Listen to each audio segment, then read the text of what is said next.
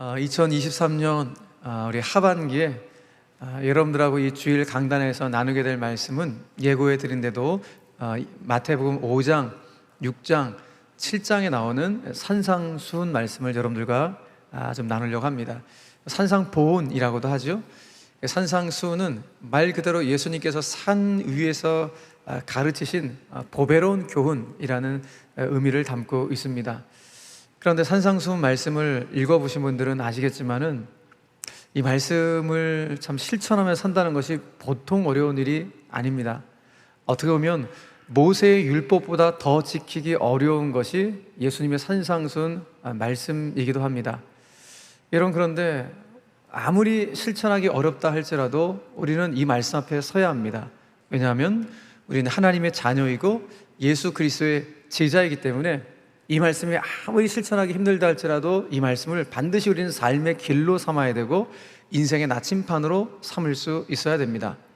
이 말씀이 얼마나 실천하기 어려운지 유명한 미국의 변증신학자인 라인홀드 니버는 산상수훈에 대해서 이런 표현을 하기도 했습니다. 산상수훈은 이게 불가능한 가능성이다 라는 표현을 했어요. 불가능한 가능성. 이 어법이 맞는지 모르겠는데 이분의 표현이에요. 이게 무슨 말인가 하면 산상수훈이 솔직히 우리의 이 죄인의 실상, 이 죄인의 실상을 갖고 있는 우리의 날 것 그대로는 이 말씀을 실천하기가 참 어렵다. 그렇기 때문에 임파서블한 것이다. 하지만 하나님의 은혜에 덧입혀지게 된다면 이 말씀은 실천 가능한 possibility가 된다라는 의미로 이 산상수훈을 이렇게 표현을 해놨습니다. 정말 그렇습니다, 여러분. 하나님의 은혜에 덮이게 될 때 주님이 말씀하셨던 이 말씀은 우리가 부족하지만 그래도 한 걸음 한 걸음 조금씩 실천해 갈 수 있는 말씀입니다. 그렇기 때문에 산상수훈을 대하는 저와 여러분들 가운데 있어서 가장 먼저 사모할 것이 무엇인가 하면 하나님의 은혜예요.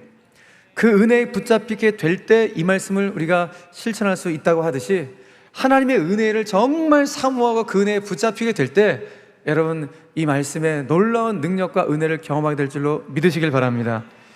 그러게 될 때 우린 비로소 깨닫게 될 거예요. 이 산상수훈 말씀은 저 2000년 전 유대 사회 속에서나 지켜야 될 말씀이 아니라 오늘 여기를 살고 있는 내가 반드시 삶으로 번역해야 될 예수의 정신이라는 사실을 우리 반드시 붙잡게 될 것입니다. 그래서 산상수훈 전체의 주제를 오늘 여기 나에게 말씀하시다로 잡게 되었습니다. 오늘 내가 들어야 될 말씀이고 오늘 내가 순종해야 될 말씀이기 때문에 그렇습니다. 여러분 잊지 마십시오. 산상수훈은 예수님의 정신의 핵심 중에 핵심이 산상수훈에 다 들어가 있습니다. 그래서 주의 자녀들이 마땅히 지키며 살아가야 될, 어떻게 보면은 삶의 기준점으로 삼아야 될 강령이라고 말을 할 수가 있습니다. 어떤 단체든지 그 단체들마다 어떤 큰 강령 같은 게 있죠. 우리 그리스도인들이 지켜야 될 원칙 강령이 바로 이 산상수훈 안에 다 들어가 있습니다. 그런데 오늘 예수님께서 선포하신 그 강령, 이 강령이 외치고 있는 핵심 강조점이 무엇인가 하면은 너희들이 이 말씀을 잘 지키면 기독교인이 될 거야, 신자가 될 거야 라고 말씀하시는 가르침이 아니에요. 뒤집어서 우리는 하나님의 자녀이기 때문에 당연히 이 말씀대로 살아야 돼 라고 가르치신 말씀이 산상수훈 말씀이에요. 그러니까 어떻게 보면 신앙의 생활화가 필요하다, 믿음과 삶의 일치를 위해서 주님께서 오늘 이 말씀을 우리 가운데 주셨다는 것입니다. 근데 문제는 무엇입니까? 여러분, 이 산상수훈 말씀 안에 얼마나 주옥 같은 말씀이 많습니까? 그러다 보니까 많은 경우 이 주옥 같은 말씀 한 구절 정도는 액자 이렇게 딱 담아갖고 집 안에다 벽에 딱 걸어놓는 그런 분들이 의외로 많습니다. 그런데 산상수훈 말씀은 내 삶에 녹아내려져야 될 말씀인데 그냥 액자에 결고 만족하고 장식하는 장식용 말씀으로 치부될 때가 너무 많았습니다. 그러므로 오늘 우리는 기도해야 됩니다. 하나님, 제가 산상수훈 말씀을 오늘부터 묵상해 가면서 이 말씀이 단순히 액자 속에 있는 장식용 말씀이 되지 않게 하시고 내 삶에 흘러들어와서 나를 변화시키고 나를 성숙시키고 나를 예수님 닮아갈 수 있도록, 그래서 이 말씀이 내 손과 발로 내 삶으로 이어지는 말씀 되게 하여 주시옵소서. 이것이 오늘 산상수훈 말씀을 대하는 저와 여러분들의 첫 번째 기도의 제목이 되기를 간절히 바랍니다. 그래서 이제 우리는 이 말씀을 이제 읽어가면서 이 말씀 속에서 우리 삶을 좀 반추해 볼 수 있어야 돼요. 이 말씀과 내 삶이 얼마나 괴리되어 있는지, 그래서 어떻게 하면 내가 이 말씀과 내 삶을 조금씩 밀착시킬 수 있을 것에 대한 고민을 가지고 여러분들의 삶의 목표와 방향을 이 말씀으로 잘 조율해 갈 수 있는 그런 축복이 있게 되기를 간절히 바랍니다. 자, 이제 본격적으로 한번 들어가 보도록 하죠. 자, 산상수훈 말씀에 우리가 먼저 주목할 내용은 무엇인가 하면은, 산상수훈 전체 내용이 무엇으로 출발하는가? 예수님 말씀하시는 8가지 복, 소위 팔복으로 출발을 한다는 것, 이것이 아주 주목할 만은 합니다. 그러니까 이 팔복의 메시지 안에는 예수의 정신이 오롯이 담겨 있구나라는 것을 우리는 짐작해 볼 수가 있습니다. 그만큼 중요하다는 거예요. 팔복의 메시지가 산상수훈을 출발할 정도로 정말 중요한 엑기스가 이 8가지 복 안에 다 들어가 있다는 것입니다. 자, 그런데 우리는 이 팔복을 대하면서 좀 너무 당황스럽고 낯설기까지 해요. 왜냐하면 우리가 솔직히 생각하는 복하고 지금 예수님 말씀하시는 복하고 너무 괴리가 큰 거예요. 그래서 이 복을 읽다 보면은 당황스럽고 낯선 거 이상으로 불편하기까지 해요. 내가 이런 복을 내가 꼭 받아야 되나? 나 받고 싶지 않은데. 주님 왜 이런 복을 받으라고 나한테 말씀하시지? 나 다른 복 받고 싶은데 왜 이런 복을 받아야 되는가? 가난? 굶주림? 애통? 박해? 이거 누가 받고 싶겠어요? 근데 그 안에 복이 있다고 말씀하시니까 내가 생각하는 복과 주님이 생각하는 복이 이렇게도 괴리가 있나? 이런 고민 때문에 굉장히 불편하게 그지없는 그런 복이 팔복이 아닐 수가 없습니다. 자, 그러므로 우리는 가장 먼저 오늘 산상수훈 말씀을 들어가면서 성경이 진짜 우리 가운데 주고 싶어 하시는 복과 내가 솔직히 원하는 복이 이렇게 차이가 있구나 하는 걸 인정하시고 이제 이 말씀 속으로 들어가셔야 돼요. 자, 일단 그렇다면 기본적으로 솔직히 저와 여러분들이 일반적으로 생각하는 복의 개념은 무엇입니까? 우리가 생각하는 복의 개념은 받는 복이죠. 하나님으로부터 뭔가를 많이 받는 복, 이게 우리가 원하는 복의 개념이에요. 근데 산상수훈, 특별히 팔복이 강조하는 복은 받는 복이 아니라 사는 복을 강조해요. 어떤 복이다? 사는 복, 살아가는 복. 다시 말해서 복되게 살아가는 자 가운데 하나님의 복이 임한다는 것을 가르쳐주는 것이 팔복의 메시지라는 거예요. 그래서 이 팔복의 메시지를 진짜 이해하고 있는 자들은 새해 인사를 해도 일반적으로 새해 복 많이 받으세요라고 인사하지 않고, 이 팔복의 메시지를 공부한 자들은 새해 복되게 사세요 라고 인사를 하는 것입니다. 왜? 복되게 사는 비결이 바로 이 안에 들어가 있기 때문에. 그래서 그 복되게 사는 비결을 알고 살아가기 때문에 새해 인사할 때 복되게 사세요, 더욱 복된 삶이 되길 바랍니다, 이렇게 인사를 하게 된다는 것입니다. 저는 오늘 사랑하는 성도 여러분들이 팔복을 시작하면서 주변 분들 가운데, 성도들 가운데 많이 팔복 인사를 하십시오. 사랑하는 집사님, 사랑하는 권사님, 더욱 복된 삶이 되세요, 저도 복되게 살겠습니다, 이렇게 인사할 수 있는 이런 축복의 인사를 저와 여러분들이 서로 주고받을 수 있는 은혜가 있기를 간절히 바랍니다. 자, 아무튼 이 팔복은 정령 복 있는 삶이 무엇인지를 우리 가운데 그 영적 비결을 가르쳐주고 있는데, 오늘은 첫 번째 시간으로 그 팔복 중에서 2가지 복, 원래는 하나씩 해야 되는데 너무 하나씩 하면 길 것 같아갖고 제가 이걸 4주 안에 팔복을 좀 2개씩 맞춰갖고 좀 마무리하려고 합니다. 그러다 보니까 좀 요약이 될 거예요. 하지만 요약된 것을 여러분 잘 신비 가운데 새기시면 아마 흔들림이 없는 믿음의 길을 걷게 되실 것입니다. 그래서 오늘 그 첫 번째로 심령이 가난한 자와 애통하는 자의 복에 대해서 나눌 텐데, 오늘 첫 번째 심령이 가난한 자의 복에 대해서 먼저 묵상을 하도록 하겠습니다. 자, 오늘 본문 3절 말씀을 다시 한번 읽어볼까요? 3절 말씀 시작. 심령이 가난한 자는 복이 있나니 천국이 그들의 것이며. 아멘.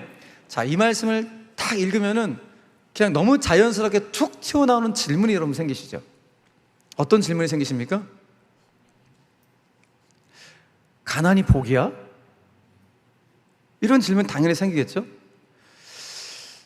예수님은 가난 자체를 복으로 여기셨나? 아니, 더 나아가서 예수님은 가난한 자를 좀 편애하시는 거 아닌가?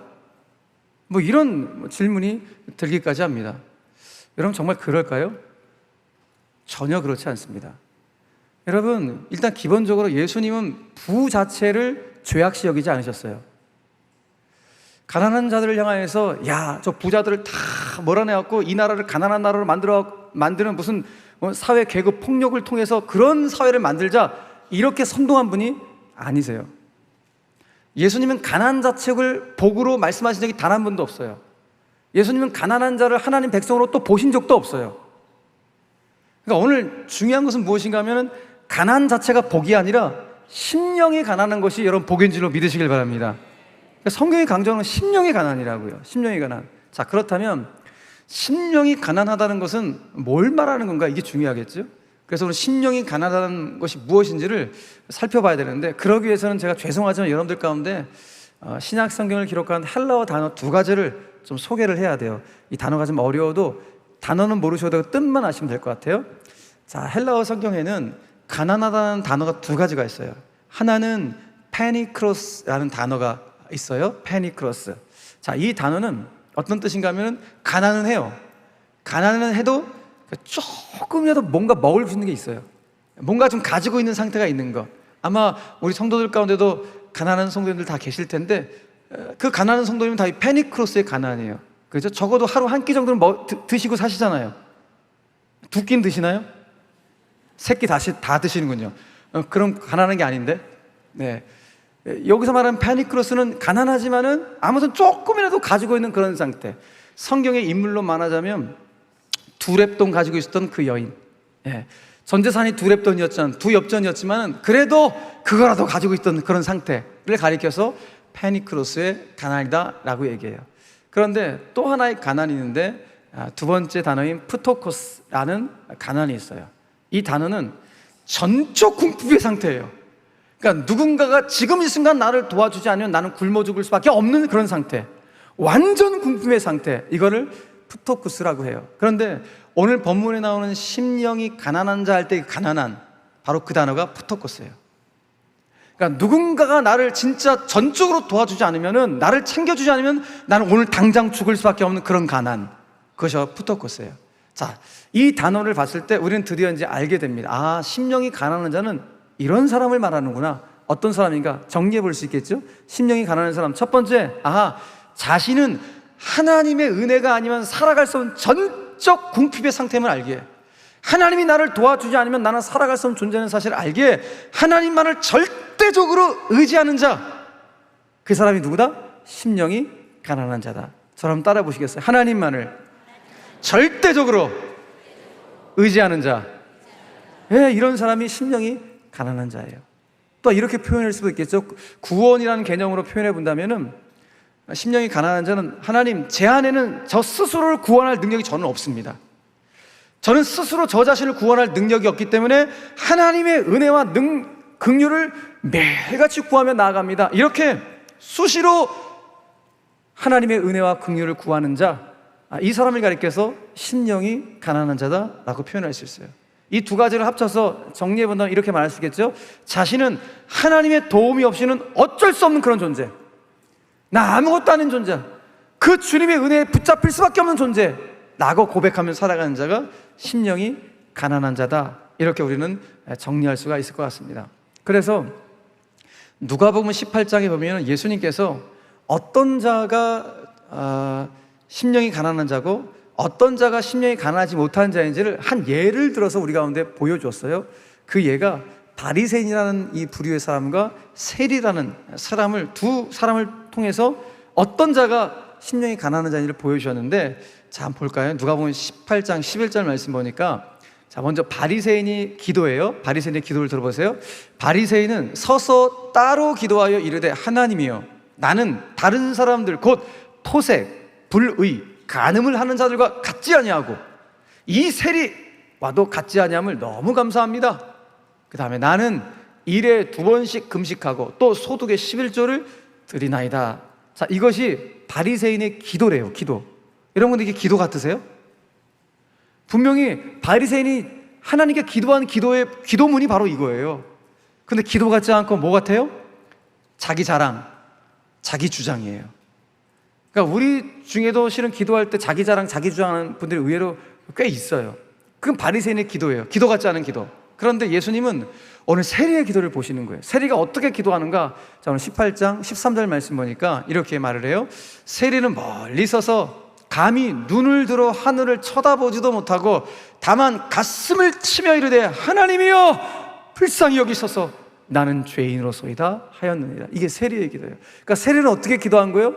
자신의 죄임됨, 자신의 부족함을 인정하는 고백, 그 기도를 하나님께 올려드린 것이죠. 자신의 영적인 가난, 자신의 영적인 무능함을 고백했던 바로 그 기도, 그 기도를 하나님이 보시는 거예요. 하나님, 저는 그래서 하나님의 긍휼하심이 필요합니다. 하나님께서 나를 불쌍히 여겨주셔야 됩니다 라고 그렇게 생각해서 하나님 앞에 은혜와 긍휼을 구하는 그 기도를 올려드리는 사람이 세리였다는 거예요. 그래서 이 두 기도를 듣고 주님이 평가하시는 거예요. 어떻게 평가하시는가? 누가복음 18장 14절 말씀 보세요.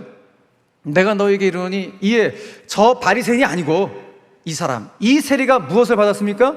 의롭다 하심을 받고 그의 집으로 내려갔느니라. 14절 다 같이 시작. 무릇 자기를 높이는 자는 낮아지고 자기를 낮추는 자는 높아지리라 하시니라. 할렐루야. 그러니까 보세요 여러분, 지금 예수님이 의롭다 인정하시는 자가 이게 심령이 가난한 자구나. 다시 말해서 하나님만을 철저히 의지하는 자, 하나님의 은혜와 긍휼을 구하는 자가 심령이 가난한 자고, 바로 그런 사람을 향하여서 주님이 의로운 자구나, 주님의 의로우심에 선포되는 그런 인생임을 오늘 보고 있다는 것입니다. 여러분, 이런 맥락에서 봤을 때 우리는 심령이 가난하다라는 것을 이제 이렇게도 한번 최종 정리해 볼 수 있을 것 같아요. 세리의 모습을 봤을 때 첫 번째, 자신의 부족함과 자신의 죄인됨을 인정하는 것, 이게 심령이 가난한 거예요. 주님, 저 죄인입니다. 눈만 뜨면 죄된 생각을 하고, 걸어가기만 해도 죄악된 생각을 하는 하나님, 저 죄인입니다. 그렇기 때문에 하나님의 은혜와 긍휼이 필요합니다. 이 고백하는 자, 심령이 가난한 거예요. 두 번째, 자신을 철저히 낮추는 겸손한 무장된 자, 이 사람이 세리와 같은 심령이 가난한 자다라고 우리 말을 할 수 있겠죠. 최종적으로 정리한다면은, 나는 하나님을 떠나서는 아무것도 할 수 없는, 그래서 나는 날마다 하나님의 은혜와 긍휼을 구할 수밖에 없는 존재이다, 이걸 고백하는 자가 심령이 가난한 자임을 우리는 최종적으로 정리해 볼 수가 있을 것 같습니다. 자, 우리는 여기서 이제 진짜 중요한 사실 하나 깨닫게 돼요. 자, 8가지 복이거든요. 그 8가지 복 중에서 왜 예수님은 심령이 가난한 복을 첫 번째 복으로 내세웠을까? 다른 복들도 있는데 왜 심령이 가난한 자라는 이 복을 첫 번째로 내세웠을까? 우리는 그 이유를 드디어 알게 됩니다. 그 이유가 무엇인가? 내가 심령이 가난하지 않으면, 다시 말해서 내가 하나님만을 철저히 의지하지 않으면, 더 나아가 내가 하나님의 은혜와 긍휼을 구하지 않는다면 나는 훗날 천국에 들어갈 수가 없기 때문이에요. 천국은 어떻게 들어갑니까? 내 의로 들어갑니까? 내 실력으로 들어갑니까? 아니요, 하나님의 은혜로 들어가는 거예요. 은혜에 의하여 믿음으로 말미암아 들어가는 것이 천국이기 때문에, 내가 매 순간 하나님의 은혜와 긍휼을 구하지 않으면 나는 훗날 천국을 들어가지도 못할 뿐더러 지금 이 순간 천국과 같은 삶을 살지도 못한다는 거예요. 그렇기 때문에 최고의 복이 심령이 가난한 복이야. 이 심령이 가난한 복을 내가 소유해야지만이 지금 이 순간도 천국과 같은 삶을 살아갈 수가 있고, 훗날도 그 영원한 하나님 나라의 천국으로 입성할 수 있는 이 놀라운 은혜가 있게 되기 때문에 심령이 가난한 것이 최고의 첫 번째 복임을 말씀하고 있는 것입니다. 그러므로 심령이 가난한 자의 복은 나머지 모든 복의 기초가 되고, 나머지 모든 복의 열쇠가 되는 것이 심령이 가난한 자의 복이다라는 것을 우리 알게 됩니다. 자, 주목할 것은 첫 번째 복과 마지막 8번째 복이 공통점이 하나 있어요. 그것이 무엇입니까? 천국 소유와 관련되어 있어요. 자, 오늘 3절 말씀 다시 한번 읽어볼까요? 3절 말씀. 심령이 가난한 자는 복이 있나니, 다 같이 시작.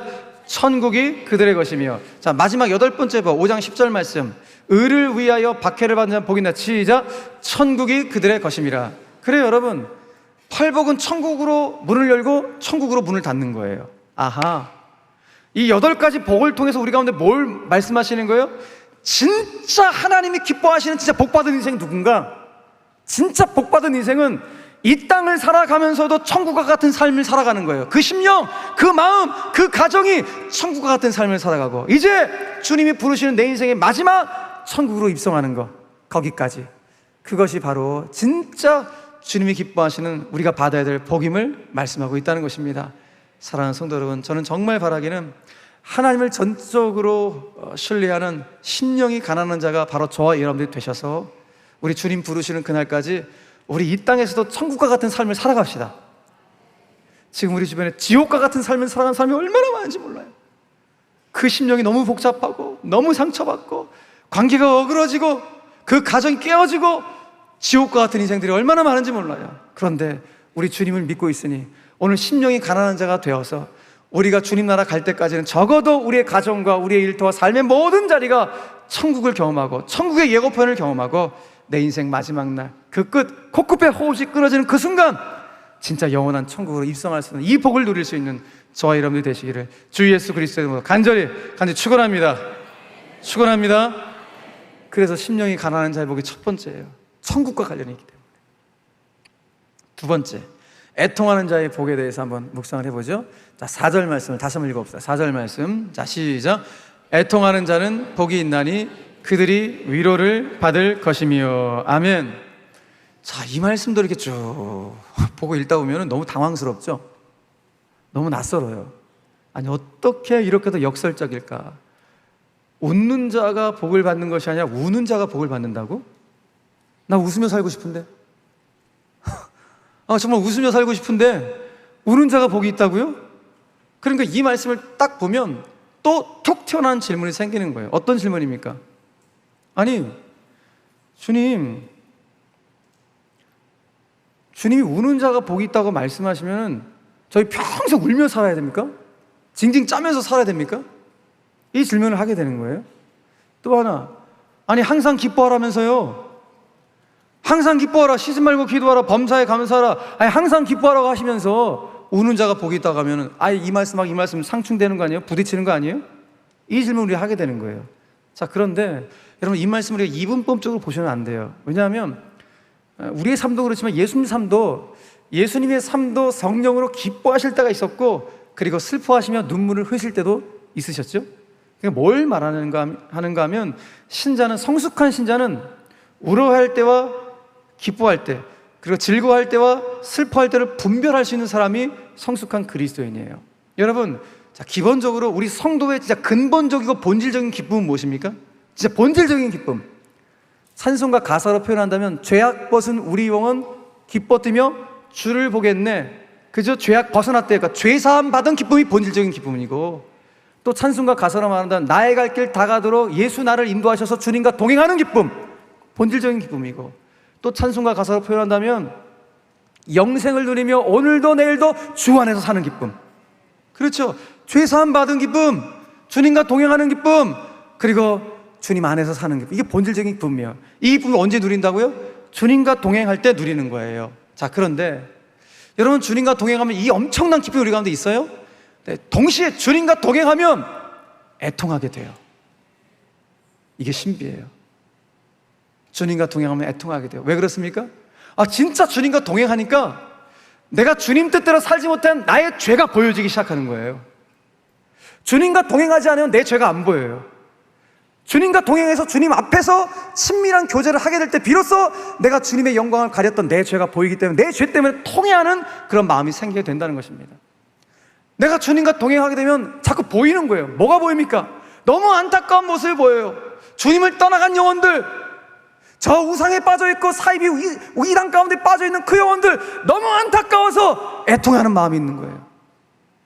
주님과 동행하지 않으면 그것이 안 보여요.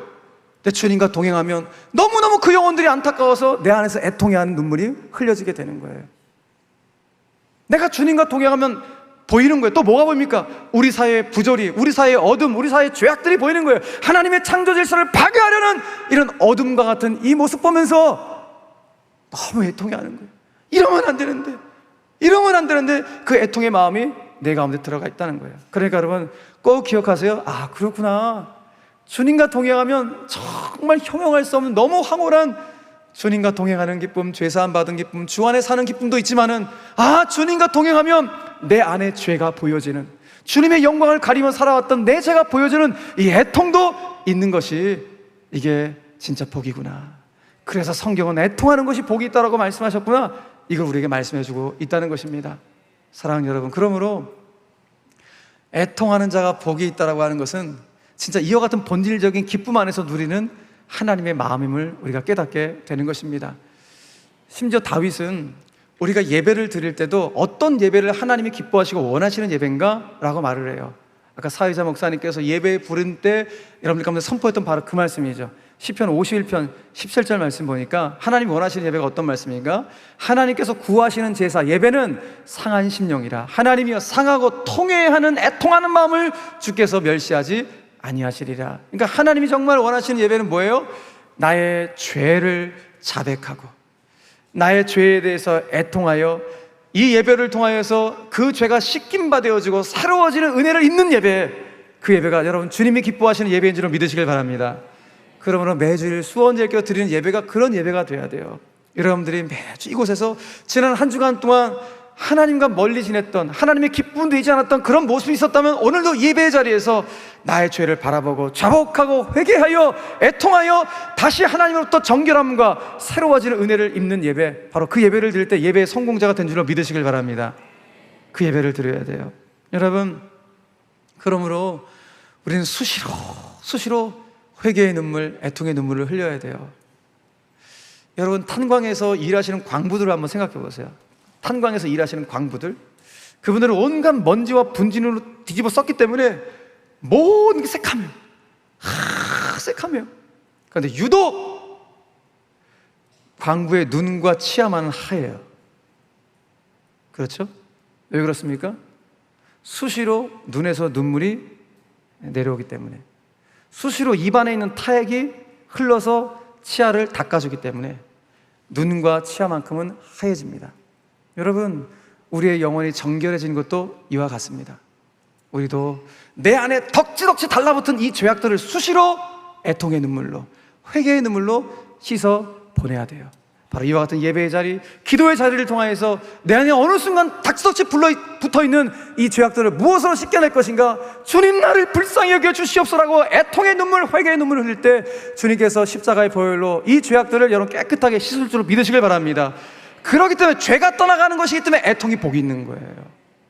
내 죄에 대한 애통, 그리고 죄악된 삶을 살아가는 사람들에 대한 애통, 주님을 떠나간 사람들에 대한 애통, 주님 뜻과는 정반대로 지금 행하고 있는 이민족이 나라를 바라볼 때의 애통, 그 애통의 마음이 있다는 것이 얼마나 큰 복인지 오늘 주님은 말씀해주고 있는 것입니다.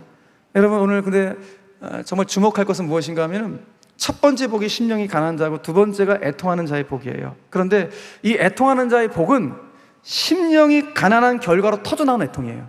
그러니까 심령이 가난하지 않으면은 애통의 눈물을 흘릴 수가 없어요. 심령이 가난하다는 게 무슨 뜻이었어요? 하나님을 전적으로 의지하는 거예요. 하나님으로부터 은혜와 긍휼을 구하는 것이 심령이 가난한 거예요.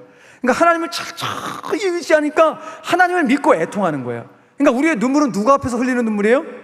하나님 앞에서 흘리는 눈물. 그러니까 사람 앞에서 흘리는 눈물이 아니라 하나님 앞에 흘리는 애통의 눈물만큼만 그게 복이 되는 거예요. 사람 앞에서 징징 짜는 것이 아니라 정말 하나님 앞에서 나의 이 죄악의 모습을 보면서, 그리고 내 인생의 아픔과 슬픔을 주 앞에 내려놓을 때 놀라운 역사가 있는 것입니다. 그러므로 사랑하는 성도 여러분, 오늘 여러분들의 죄악된 모습, 그리고 여러분들의 삶의 아픔과 슬픔까지도 여러분들 짊어지려고 하지 마시고 하나님 앞으로 나오시길 바랍니다. 가지고 나오시길 바랍니다. 주님 말씀하시잖아요. 수고하고 무거운 짐진 자라 다 내게로 오라. 내가 너희를 쉬게 하리라. 내가 너희를 쉬게 하리라. 내가 너와 함께 하겠다고 말씀하시기니 그 삶의 모든 무거운 짐들, 그리고 죄악의 짐들, 그리고 애통의 짐들을 다 내려놓고 하나님, 나의 눈물을 받으셔서, 나의 애통의 눈물을 받으셔서 그렇게 기도할 때 주께서 우리를 쓰시고 새롭게 하시고 우리가 걸어갈 새로운 인생의 대로를 활짝 열어줄 줄로 믿으시길 바랍니다. 그러니까 심령이 가난해야지만이, 하나님을 철저히 의존해야지만이 애통의 눈물을 흘릴 수 있다. 이것이 연결된 복이다 라는 것을 기억할 수 있어야 돼요. 사랑하는 여러분, 여러분들은 지금 무엇 때문에 울고 계십니까? 어떤 분들은 반복적인 죄 때문에 울고 있는 분들이 계시고, 내가 정말 소원하는 것이 있는데 자꾸 이루어지지 않은 꿈과 소망 때문에 울고 있는 분들이 계실지 모르겠습니다.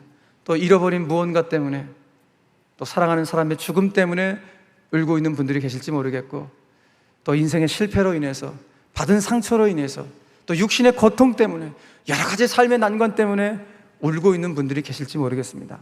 여러분, 그렇다면 오늘 예배에서 하나님 앞에 우리가 있으니 마음껏 우십시오. 여러분, 마음껏 우십시오. 주님 앞에서는 괜찮습니다. 눈물을 가리켜서 영혼의 해독제, 그리고 영혼의 부동액이라고 표현하더군요. 눈물은 우리의 도끼를 빼낸다. 눈물은 우리의 딱딱한 심령을 굳지 않게 만든다. 그래서 영혼의 해독제요, 영혼의 부동액이라고 표현하던데, 여러분, 그런데 그렇게 되기 위해 정말 중요한 것이 무엇인가? 하나님 앞에서 울어야 한다는 거예요. 하나님 앞에서 울어야지만이 우리 영혼의 도끼가 빠져나갑니다. 하나님 앞에서 울어야지만이 우리 영혼이 딱딱한 것이, 굳는 것이 딱 막아설 수가 있게 됩니다. 하나님 앞에서 울어야지만이 하늘의 위로를 비로소 받게 되는 것입니다. 하나님 앞에서 울어야지만이 비로소 하나님의 직접적인 개입이 들어오는 거예요. 거기에 위로가 있고 거기에 바로 복이 임하는 것입니다. 저는 바라기는 정말 저와 여러분들이 우시되, 마음껏 우시되 하나님 앞에서 울어 그 하나님의 위로를 받고 하나님의 복을 받고 하나님의 개입을 경험할 수 있는 저와 여러분들 되기를 주 예수 그리스도를 간절히 축원합니다. 자, 이것을 알았다면 이제 우리는 한 걸음 더 나아가셔야 돼요. 무엇을 해야 되는가? 다른 것이 아니라, 아, 애통의 눈물을 하나님이 받으시는구나 라는 사실을 내가 정말 알았다면, 이제 우리는 고통받는 자들과 내 옆에 내 가족도 되겠고, 내 아내 남편도 되겠고, 이웃도 되겠고, 영가족도 되겠고, 아무튼 내 주변에 고통받는 자들과 눈물로 연대할 수 있는 법을 배워야 합니다. 예수님처럼 마르다와 마리아의 오빠가 죽습니다. 그러자 그 죽음 앞에서 고통의 눈물을 흘리고 있자 예수님께서 그 여인들 가운데 다가가서 눈물로 연대하십니다. 바로 예수님을 닮아가는 모습이 우리 가운데 있어야 돼요. 여러분, 우리 주변에 환우들이 참 많이 계십니다. 여러분, 그 환우들을 위해서 여러분들이 해줄 수 있는 게 뭐가 있으십니까? 병원비를 대주시겠습니까? 대신 아파주시겠습니까? 우리가 할 수 있는 거 없어요. 딱 하나, 눈물로 연대하는 거예요. 그 고통에 함께 눈물로 연대하는 것이 우리 최선의 방법이에요. 우리 삶에 어려움을 겪고 있는 분들이 의외로 참 많이 있습니다. 그분들의 어려움, 조금씩 도와줄 수는 있겠지만 무엇으로 우리가 최선의 그분의 마음을 도와줄 수가 있겠습니까? 다른 것이 아니라 그분들의 고통 앞에서 함께 눈물을 흘려주는 눈물의 연대로 우리는 그분들과 함께 연대할 수가 있는 것입니다. 사랑하는 성도 여러분, 저는 그러므로 오늘 저와 여러분들이 깨우쳤으면 좋겠어요. 뭘 깨우치는가? 애통은 피하고 싶은 것이 아니구나. 아니, 눈물 흘리는 거, 우는 거, 질질 짜는 거 나 피하고 싶은데, 이게 피하고 싶은 것이 아니라 애통이야말로 정말 배워야 되는 주님의 마음이구나 라는 것을 알게 됩니다. 왜냐하면 주님이 저와 여러분들의 구원을 위해서 우셨기 때문이에요. 잃어버린 우리를 찾기 위해서 주님이 우셨기 때문에 여러분, 저와 여러분들이 오늘 이 자리에 있는 줄 믿으시길 바랍니다. 그러므로 우리는 그 애통을 주님으로부터 배워야 돼요. 피할 것이 아니라 배워야 할 것이다. 여러분, 그래서 다윗은 하나님 앞에서 애통의 눈물을 흘린 다음에, 하나님, 제가 흘린 이 눈물을 당신의 병에, 주님의 병에 좀 담아주십시오, 보관해 주십시오라고 고백을 해요. 희한한 고백을 하죠. 시편 56편 말씀 보니까 이런 고백을 합니다. 나의 눈물을 주의 병에 담으소서. 나의 눈물을 당신의 병에 담으소서. 여러분, 눈물이 가치가 없다고 생각한다면 못하러 담겠습니까? 그냥 흘리는 눈물인데. 근데 다윗은 알았던 거예요.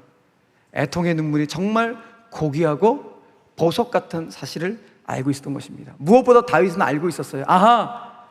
하나님은 성도의 눈물 앞에서 마음이 녹아지시는구나.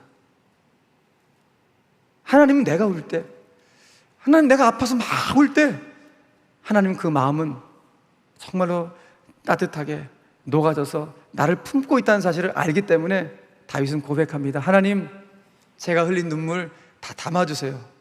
담아주세요. 사랑하는 여러분, 여러분들이 흘린 눈물 주님께서 받고 있는 줄로 믿으시길 바랍니다. 그리고 여러분이 누군가를 위하여 흘려주시는 눈물로 연대하는 바로 그 눈물조차도 하나님께서 받으시고 반드시 그 사람 가운데 길을 여시고 치유하시고 회복의 은혜를 주실 줄로 믿으시길 바랍니다. 그러므로 오늘 저와 여러분들은 애통은 피할 것이 아니라 배워야 할 것임을 알고 애통의 눈물로 고통받는 자들과 연대할 수 있는 성숙한 그리스도인이 되셔서 오늘 하나님의 직접적인 개입과 위로와 축복을 누리며 살아갈 수 있는 우리 모든 제1의 영 가족들 되시기를 주 예수 그리스도의 이름으로 간절히 축원합니다. 말씀 뵙겠습니다. 여러분, 산상순에 나오는 이 팔복의 메시지는 우리 인생의 본을 흔들리지 않게 쫙 잡아주는 말씀이 이 팔복의 말씀입니다. 단순히 세상적인 복을 말하는 게 팔복이 아니라 우리 신앙이 흔들리지 않을 수 있도록 그 근본과 기본과 본을 꽉 잡아주는 것이 팔복의 메시지입니다. 기독교인으로 살아간다는 것은 다른 것이 아닙니다. 바로 이 흔들리지 않은 본, 이 근본의 말씀을 붙잡고 예수님을 더욱 닮아가는 것이 기독교인으로 살아가는 것입니다. 사랑하는 교회 여러분, 저는 이번 하반기 다른 어떤 것보다도 저와 여러분들이 이 산상수훈 말씀을 통하여서 우리의 삶을 돌아봄으로 우리의 삶의 방향과 목표를 조율해 갈 수 있길 바라고, 그 말씀 때문에 우리의 신앙의 중심과 마음 씀씀이가 더욱 예수님을 닮아갈 수 있는 축복이 저와 여러분들 가운데 있게 되기를 간절히 바랍니다. 심령에 가난한 자가 복이 있다고 말씀하셨으니, 다시 말해서 하나님을 전적으로 의지하는 자가 복이 있다고 말씀하셨으니 그 신실한 믿음을 가지고 승리하시길 바라고, 애통하는 자가 복이 있다고 말씀하셨으니 하나님 특별히 고통받는 자와 눈물로 연대할 수 있는 성숙한 그리스도인 되게 하여 주셔서 제 삶 가운데 쫙 깊숙이 들어오시는 하나님의 개입과 당신의 위로와 당신의 축복을 진짜 받고 누리며 흘려보낼 수 있는 축복의 통로 되게 하여 주시옵소서. 이것이 오늘 산상수훈 메시지 첫 번째로 듣는 여러분들의 것이 되기를 주 예수 그리스도 이름으로 간절히 축원합니다. 아멘.